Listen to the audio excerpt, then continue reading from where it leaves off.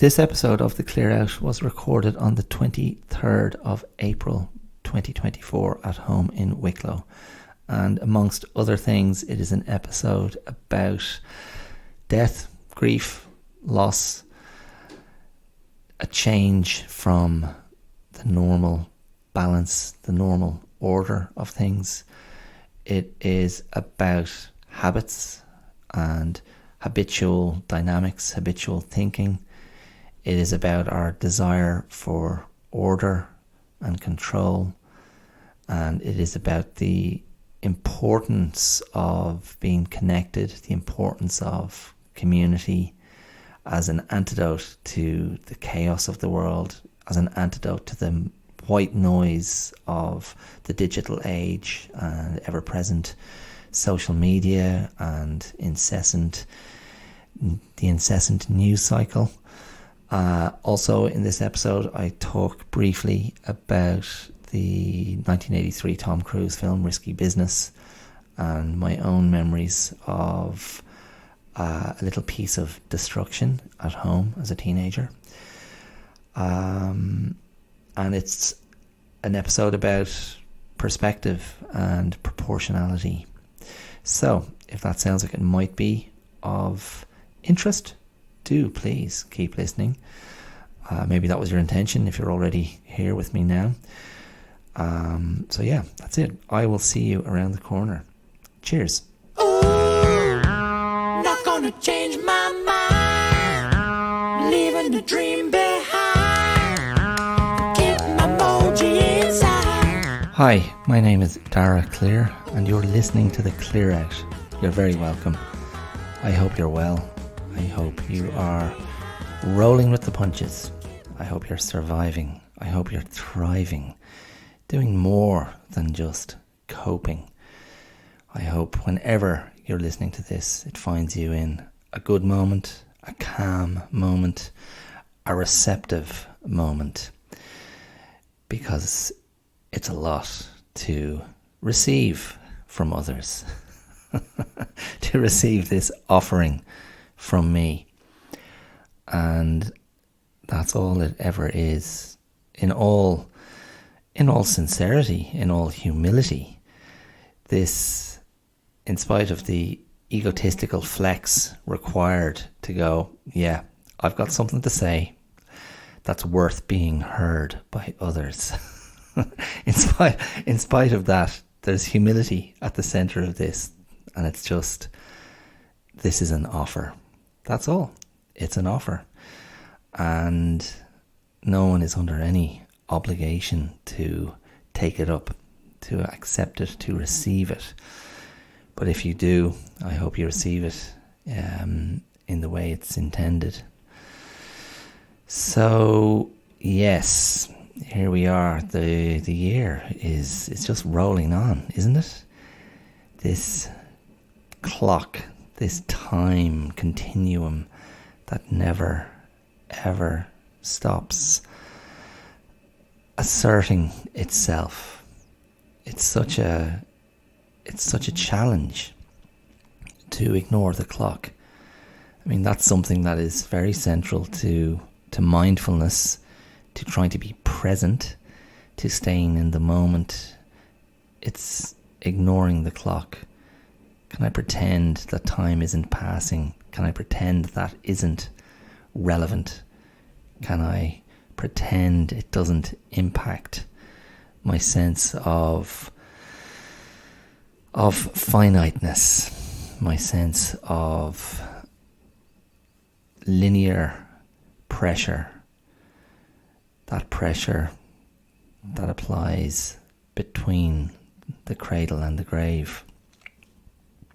And of course, it would be disingenuous to pretend that that is something that afflicts us all. I think it's very much related to age. It's very much related to what one might find oneself doing in life at any given time.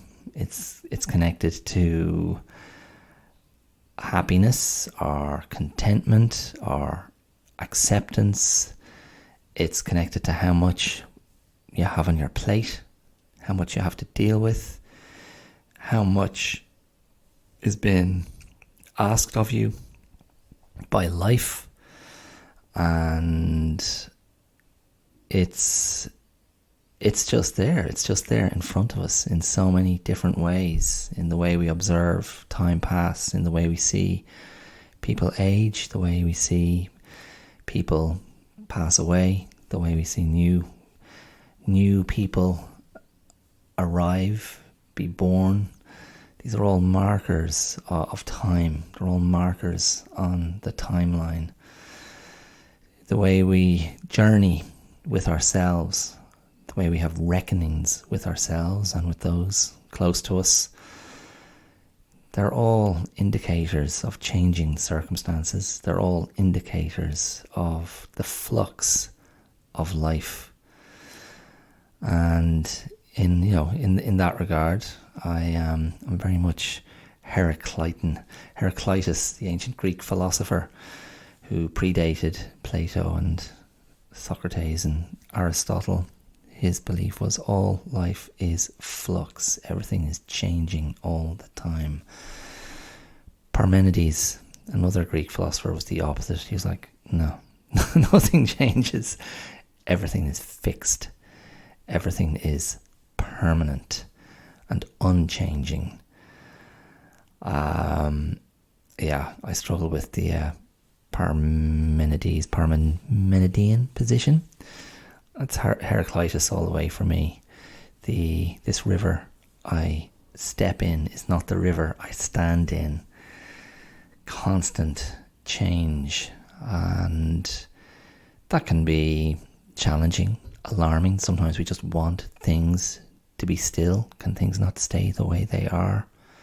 Can we not fix that moment because everything's perfect? But as we know, that is not the way life works. Things do change, and challenges come.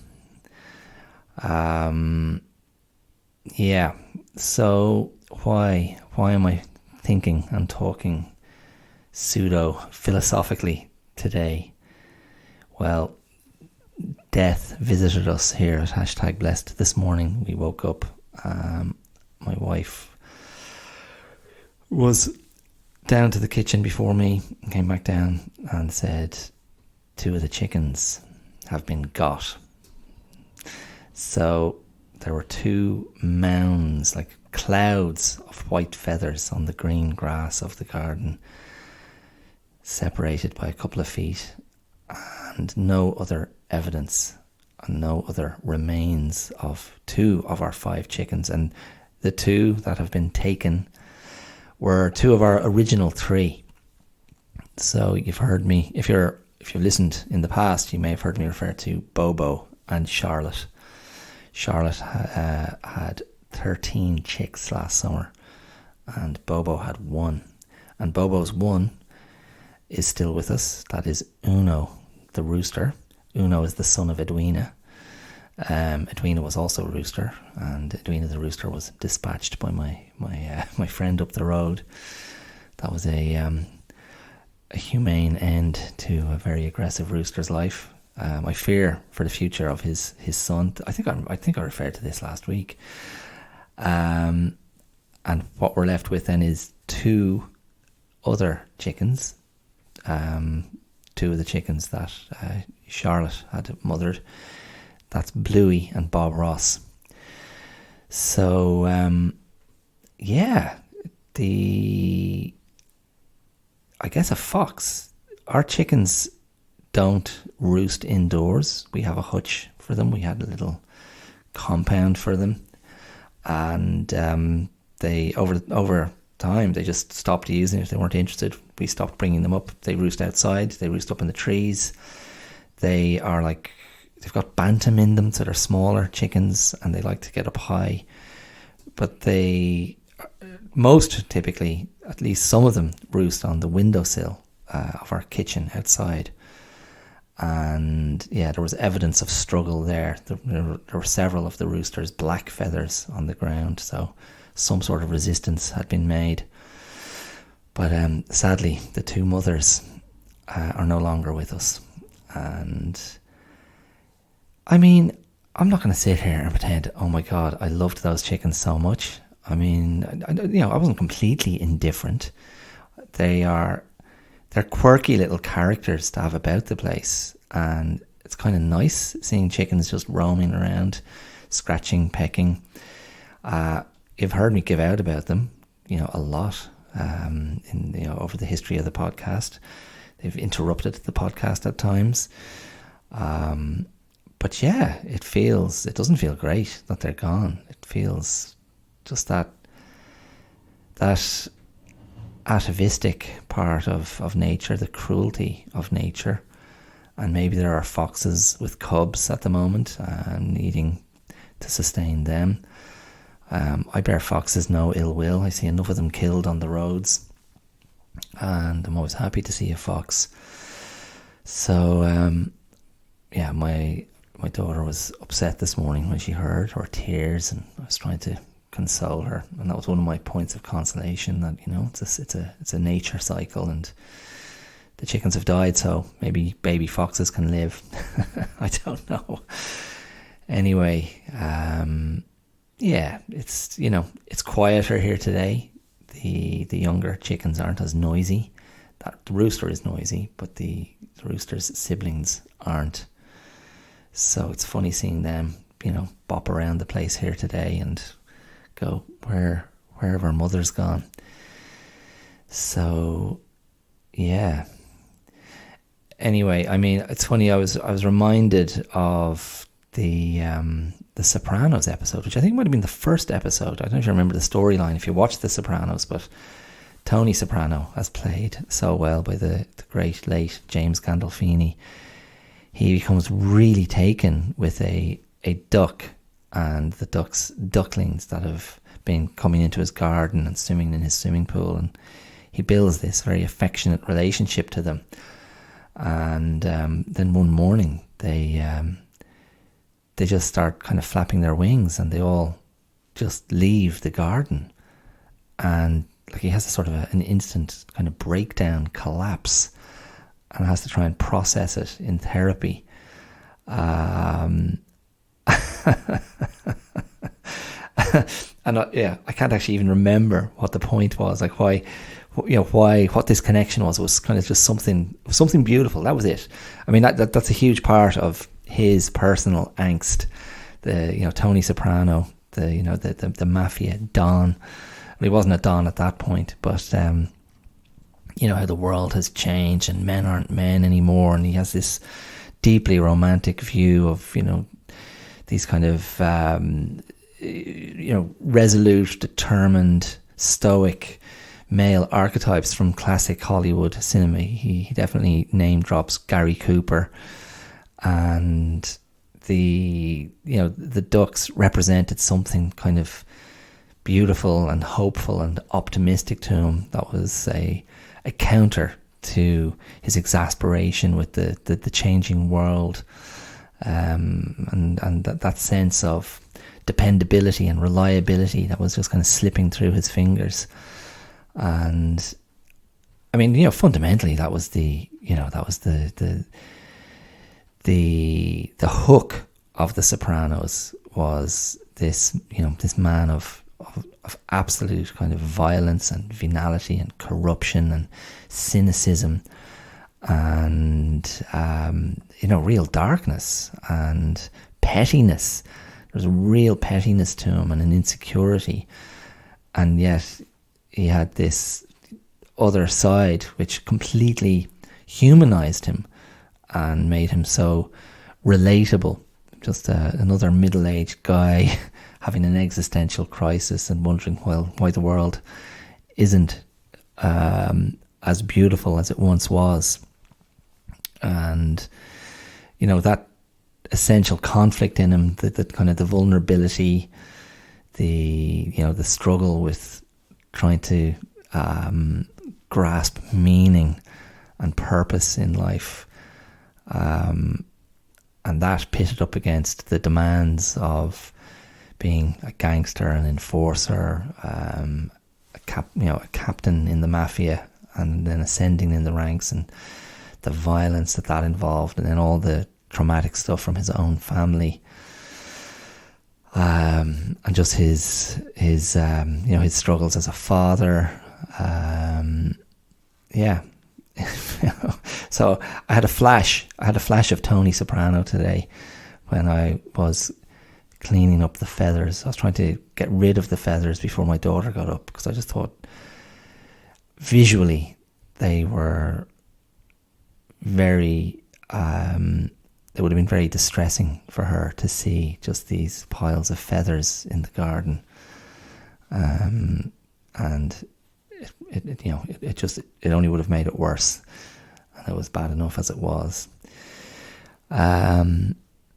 Yes, so chickens, and I suppose I'm hesitating to mention this for fear of sort of impropriety, but I'll just treat it carefully.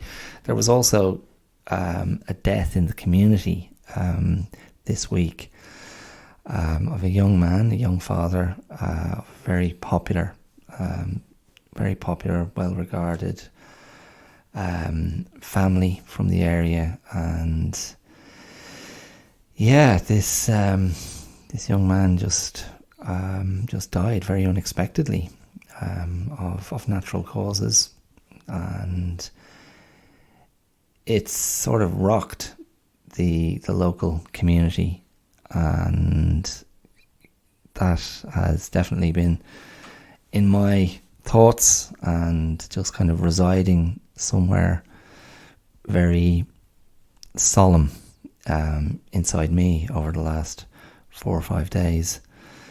And again, just the unexpected nature of it. I think the youth of the person involved, having some acquaintance with the family, and just that sense of unfairness and the sense of kind of terrible loss that his wife is experiencing, their children, his siblings, his mother, and the various kind of other family members and friends and community members who are much more directly involved with them than I would have been.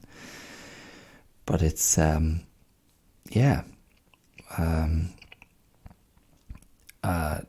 tragedy, and I don't know, like, how do we accommodate these things? I've always said one thing that we do very well here in Ireland is give space for grief, and the Irish funeral process, and the Irish kind of funeral sort of tradition, culturally, historically, really does afford that space and time to grieve, and it's I just think it's essential, and it's healthy. I don't think it'll make anything easier for anyone, but if you reflect on all the inadequate goodbyes and farewells that happened during the pandemic, where many people were robbed of that ritual, and the rightness of that ritual of saying goodbye properly with other people, grieving together, and so many people weren't able to do that. Zoom funerals and that kind of thing, or funerals with social distancing and restricted numbers. It's just it's not the same, and it's just a profoundly important thing to do.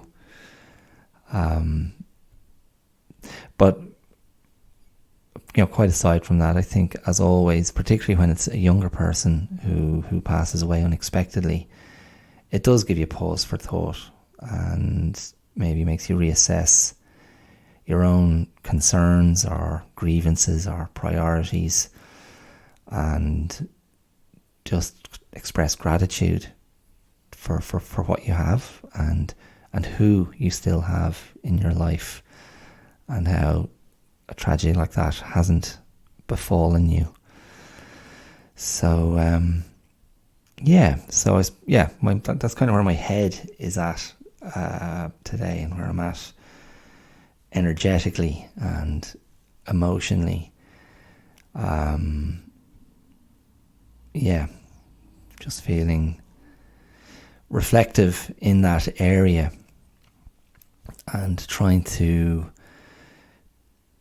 not to just glance over that response, and trying to honor it, and just acknowledge the gravity of what's happened, and the story of the chickens, Bobo and Charlotte, it pales by comparison.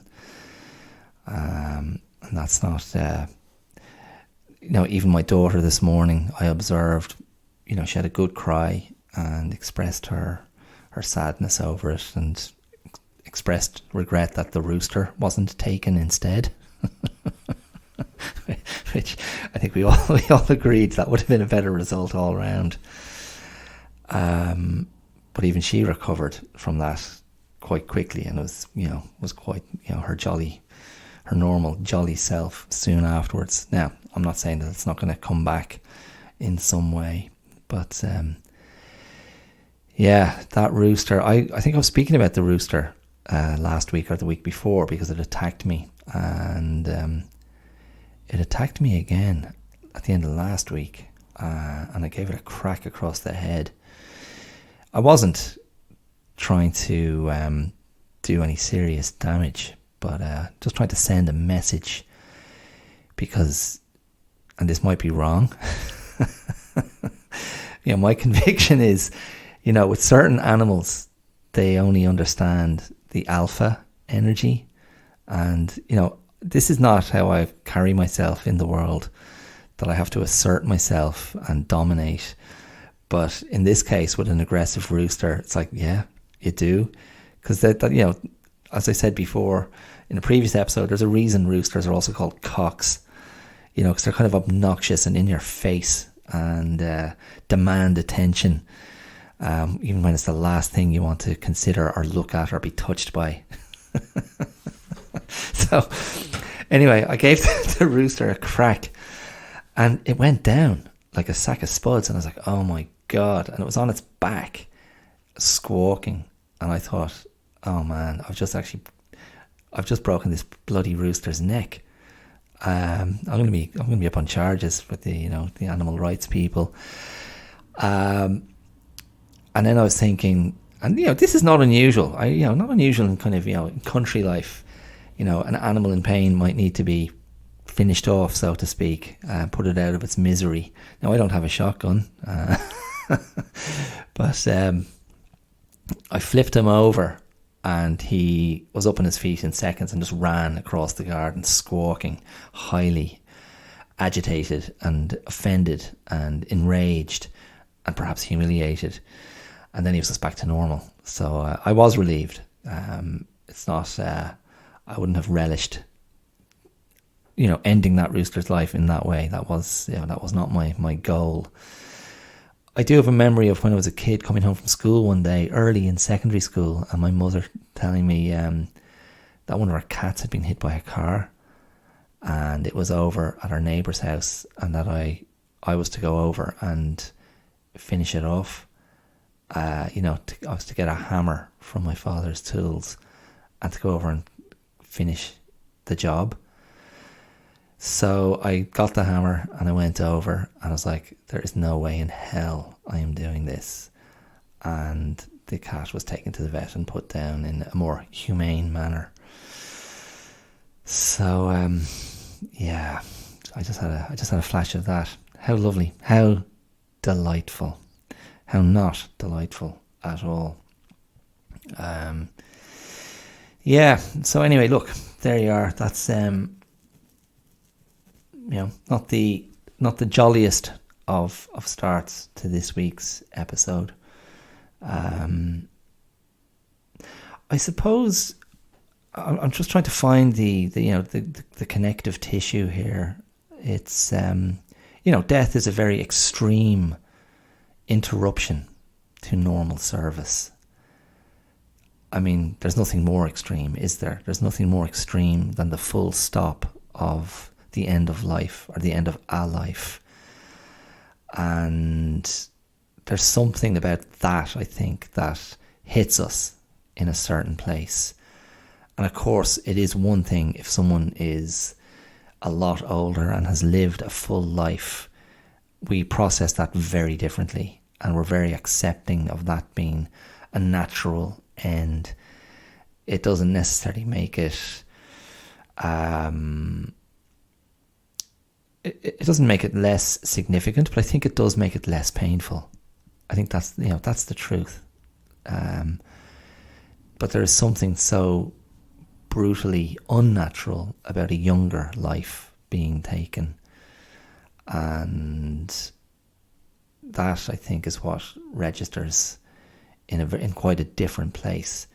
And even with the chickens, you're thinking, well, those chickens were really just living quite a happy life until some point in the last 24 hours. But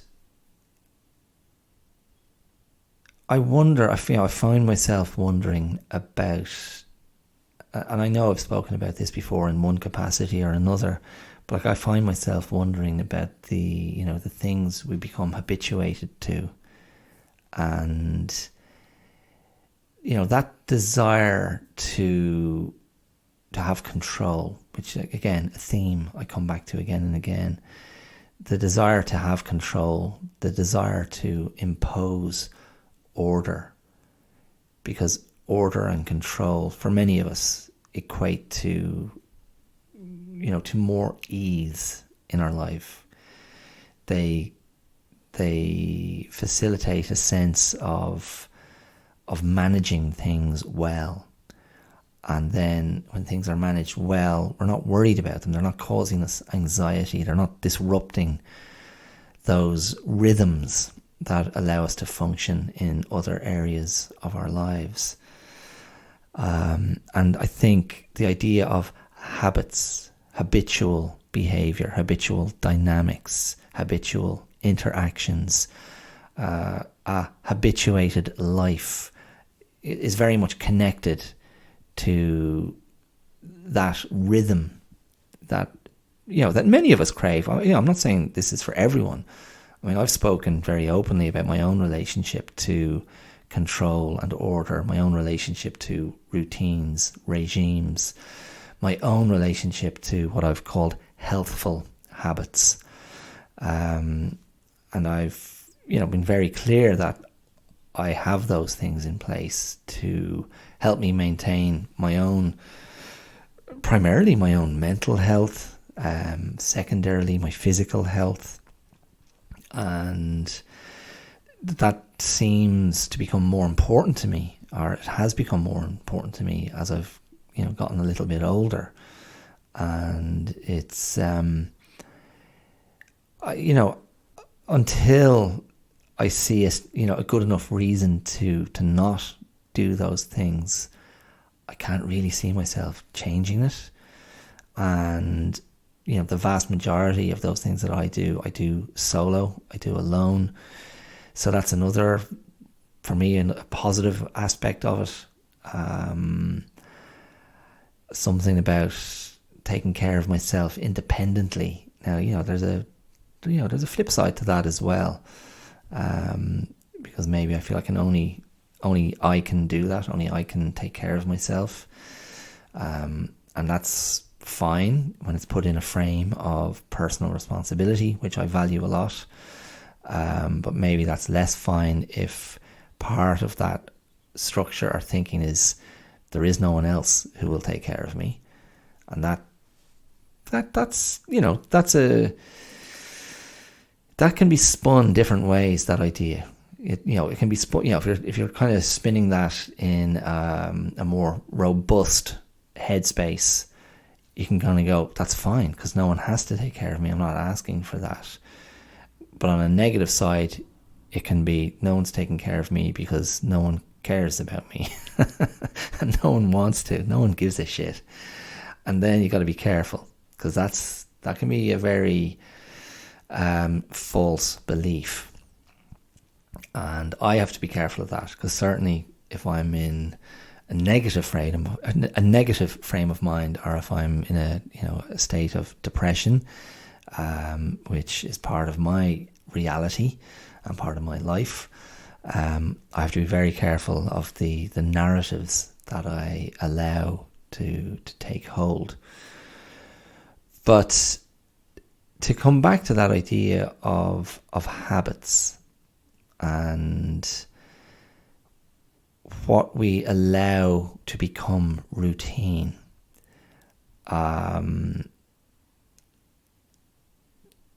my thinking here today, and in light of some other things that are going on in my life, is habits can also be a way of avoiding change.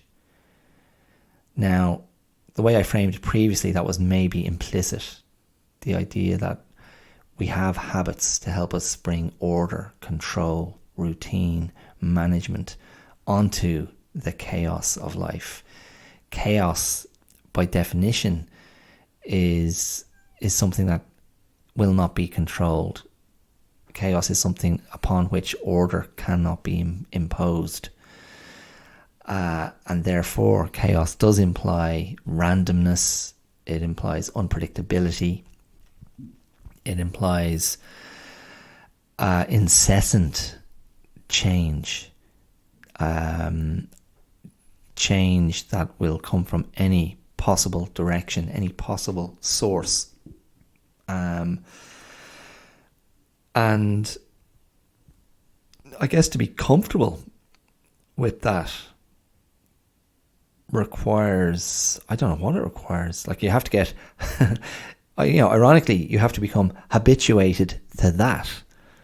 And I think if you take very extreme examples, and we don't have to go very far at the moment, if we take very extreme examples like war zones, conflict zones, places where there's terrible sort of instability, structural instability, the threat of violence, the threat of infrastructural destruction, other even more attritional elements in there, like persecution,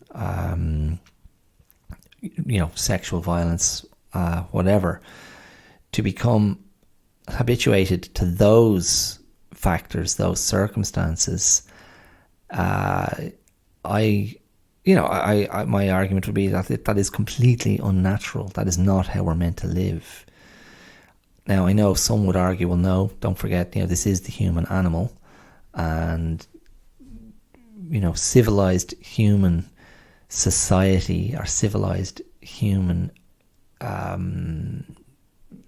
harmonious coexistence, the social contract, if you like, is just an illusion. It's a barely held together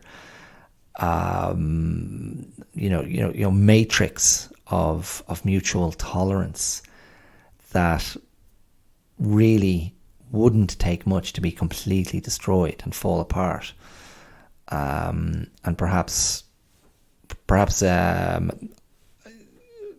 the sort of social division that we've seen in the US over the last several years is an indication of that. And perhaps in other parts of the world as well. If you want to go back and reflect on the rise of populism, strongman politics around the world in the last 10, 12, 15 years, and draw a connection to that and a sort of a social divisiveness that has thrived in a lot of different areas of the world. That's an example of the social contract falling down and falling apart and being pushed to the limits of its kind of elasticity and flexibility. And you might go, well, that is the moment in history that we're living through. sort of an end of capitalism, perhaps.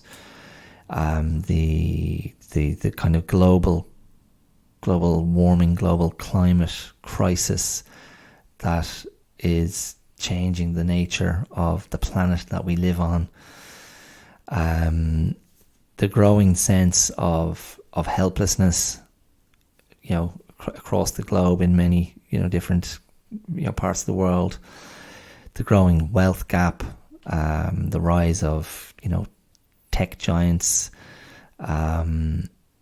This is, we're living through a very destabilized time, and how we interact has been radically changed, perverted,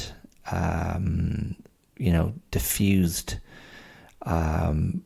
by the, this tech age and the digital age, and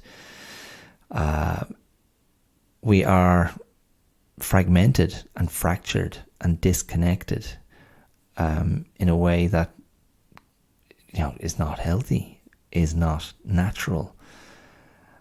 And if I reflect on that and just come back to the passing of that young man in the local community here, that's a reminder of, this is actually quite a connected community, and this is, these are generational members of this community. And so this is a passing that really is reverberating through the area, through the valley, and affecting people, because there is real human interaction and a life being lived locally in the area, with all the kind of the positive things that people respond to, the starting of a family, the investment in the future in that regard, going, this is a place to be, this is a place to live a life, this is a place to be connected to family members and friends, and I think that's, people might not articulate it, they might not reflect on it that way, because it's just more immediate and more kind of self-evident. But my argument is that on another level,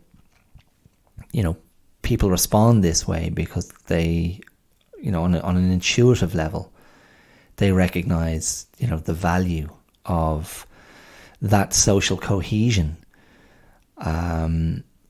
Because, it's not like the people of this area or this community where we're living, don't use social media, don't spend time online, aren't listening to podcasts and opinion and digesting their news in all the dubious ways that information can come to us, and all the inflammatory ways and all the destructive ways. And don't let me fool myself or fool you for a second. That social fracture and that social division and that sense of social kind of angst and kind of fomenting anger, it's very much here in Ireland as well. We're no different to anywhere else in that regard. And I think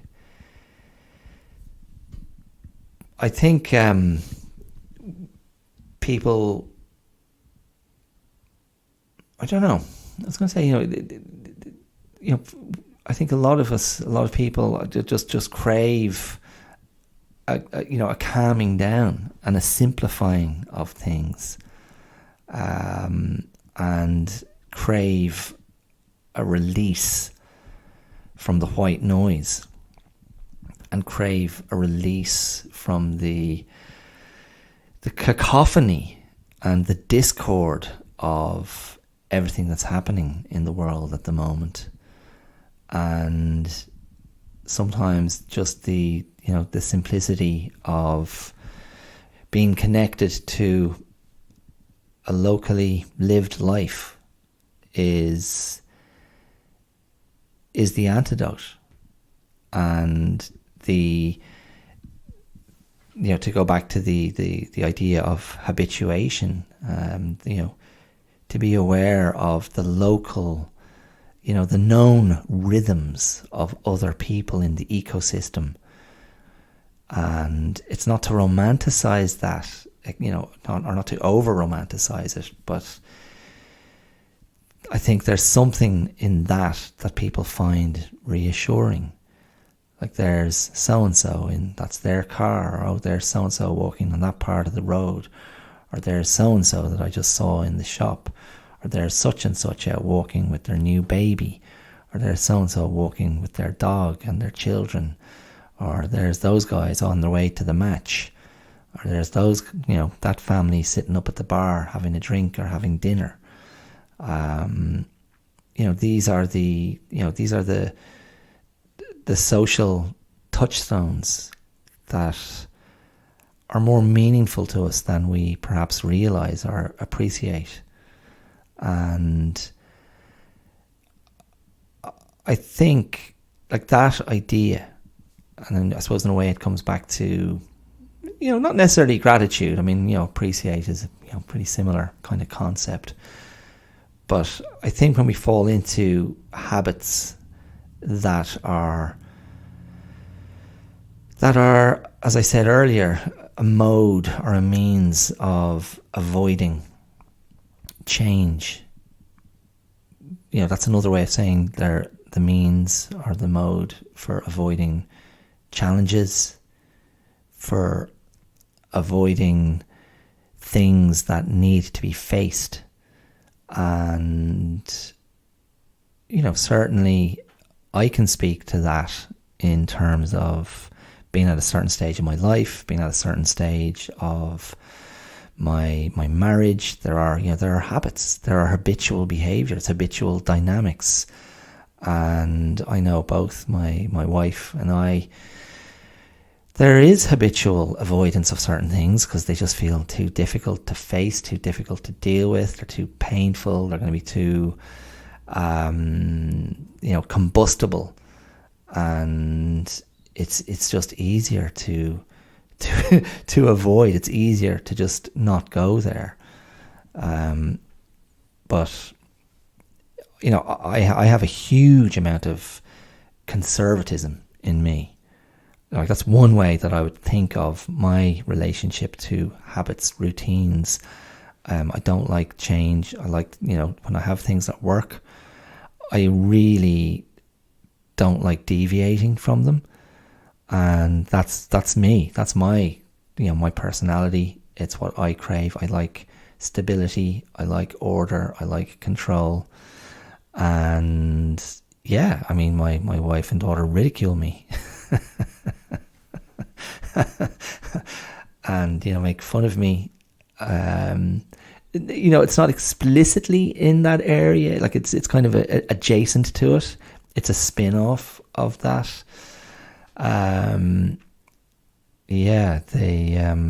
For some reason, like, my daughter interprets it as a sort of a prissiness on my part, a sort of an icky poo prissiness, where things have to be just so.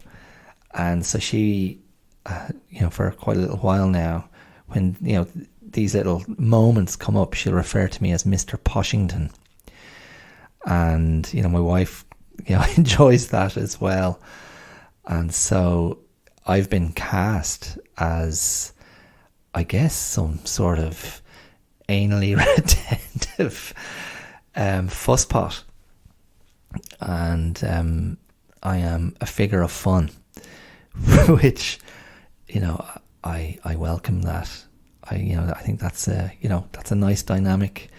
And if it unites my wife and daughter at my expense, but it's with good humour, I kind of relish it in a way, because there are, and that becomes habitual as well. And to me, it's a safe space. It's a safe dynamic.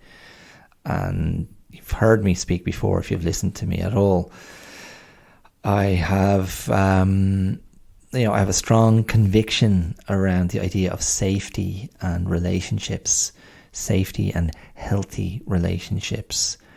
And yeah, it was funny. I was thinking about this because I was watching Risky Business. Now, a few episodes ago, I did a whole episode on Tom Cruise. I don't think it was a great episode, to be honest with you.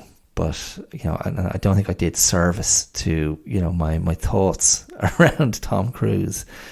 But I found myself rewatching Risky Business since I recorded that. And that's partly inspired by the podcast I was referring to last week.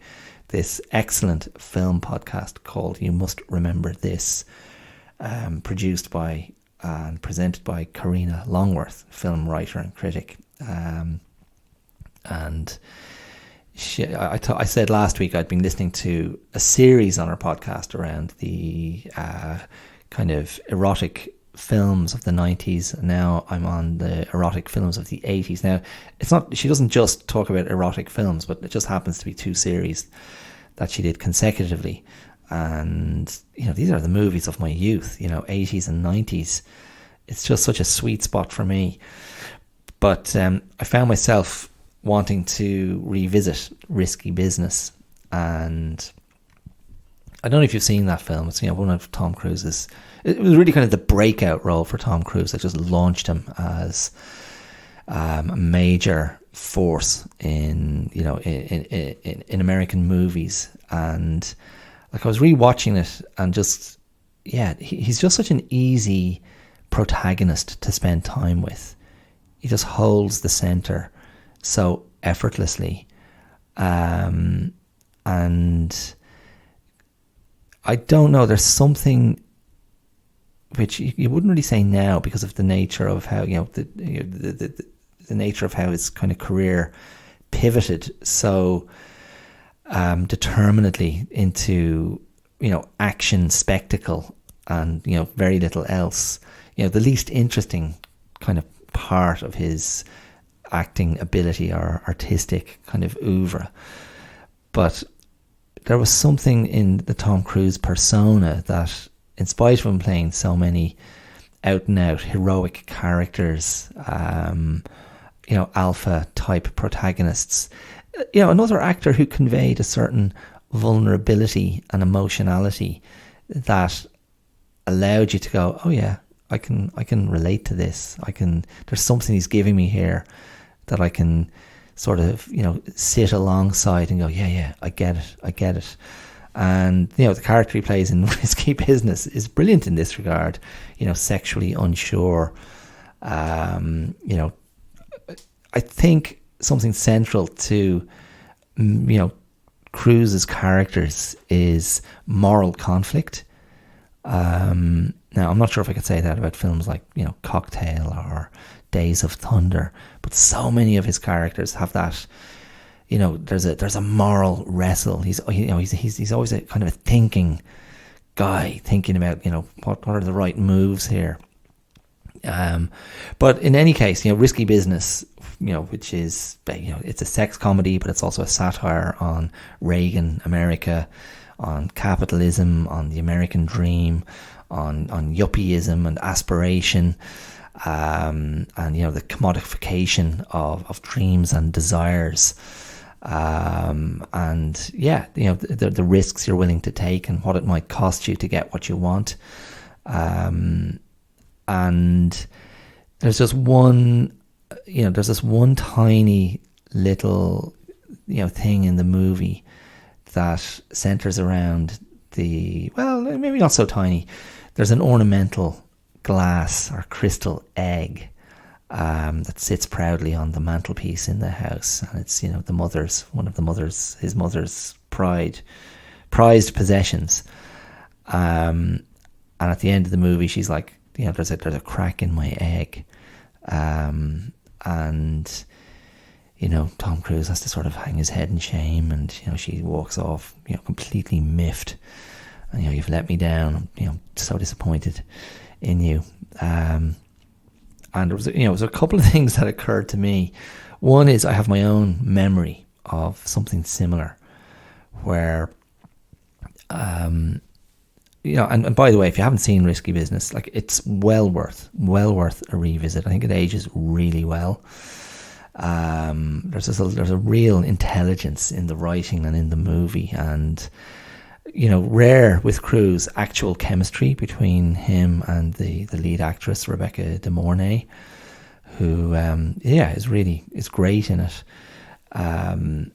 And fundamentally, it's a story of a party built around the idea of selling sex to the local kind of teenage boys in Cruise's suburb of Chicago, and he just runs this night of money making and pimping basically on a weekend when his parents are away, and it comes at at a certain cost, but it is obviously it's a story of maturation as well as kind of desires fulfilled. But the egg, I was like, oh yeah, no, I remember this. Myself and a couple of pals, a couple of friends, two brothers, so I spent a lot of time hanging out with in my teens. And we were just in my house one time. My parents might have been away somewhere. They weren't in the house that night anyway, and we were just messing around in the living room, the sitting room, TV room, throwing a ball, and a picture was knocked off the wall, and the glass in the picture smashed. And I was like, oh man, I'm gonna get killed for this. And so my strategy was just get rid of the glass completely, put the picture back on the wall with no glass in it, and no one will ever notice. And I kind of basically got away with it. Like, there was never a confrontation or a question asked. I think my mother was on to me all right, but fundamentally I got away with it. I thought that was a bit of criminal genius. Just, no, there's no glass. Just get rid of that broken glass. Make sure there's not a splinter, not a shard, not anything that will catch the eye. Just look at that picture and it still looks perfect, except there's no glass in the frame. And it never came up. My mother at one point much later may have made a passing reference to it. So that was one thing I was thinking that came to mind when I was thinking about Risky Business. And the other thing was, I never had one of those friends. Like, in terms of my own friends that I hung around with, I never had one of those friends that was always egging me on, if you'll forgive the pun after what I've just been speaking about. Egging me on to kind of, push the limits or do something a bit wilder or a bit crazier. I just didn't. I was always grateful. I'd always move away from people like that. And my older brother was the opposite. He seemed to attract that kind of character, like bees to honey. And so my older brother suddenly rocked up, and there's some new face in his circle of friends. There was always this, frisson of danger, of edge, of unpredictability. Of someone who's going to kind of push things definitely into an area that I wasn't at all comfortable with. And as we got older, that would involve drugs. It would involve very out there behaviour, cars, crashes, stealing, and I was always grateful. As I was reflecting back there, after watching Risky Business, going, geez, I was lucky. I didn't have any of those kind of characters in my friendship group, because I was just like, no. And look, I mean, what am I telling you here? I was a good boy. I mean, I kind of was. I mean, I just didn't seem to be wired to, I don't know what that's about. It was innate. There wasn't a rebellious streak in me. I wasn't like I don't think it was goody two shoes. My sort of depravity, lay in other more secretive areas. But I wasn't interested in in having like wild parties. I wasn't interested in stealing my parents' car. I wasn't interested in trying drugs. And I think that was visible in me, and I think it just repelled characters who were looking for those things. So in a way, I kind of go, God, it's miraculous I had any friends at all. Who's this guy? I should have just been wearing like a white suit, and a white hat. Oh man, I don't know. Anyway, look, I can hear that rooster in the background. You might, I don't know if you're catching that. I think, look, I think I'm going to leave it there today. So yeah, look, that was a journey from chickens through, death, grief, habitual thinking, habitual choices, and I don't know. I mean, I think maybe the conclusion is, this idea of kind of being grateful for what you have, and maybe, to contextualize and proportionalize other challenges and interruptions that make you break the habit, that make you break your habits of maybe habits that are more about complacency than health. And maybe just to be able to acknowledge or recognize that, okay, this is challenging, but it's not death. This is challenging, but it's not the loss of someone vital and someone loved and cared for. This is a challenge. This is an interruption. This is a break from normal service. But this doesn't come with terrible pain and loss. It's just inconvenient. It's just uncomfortable.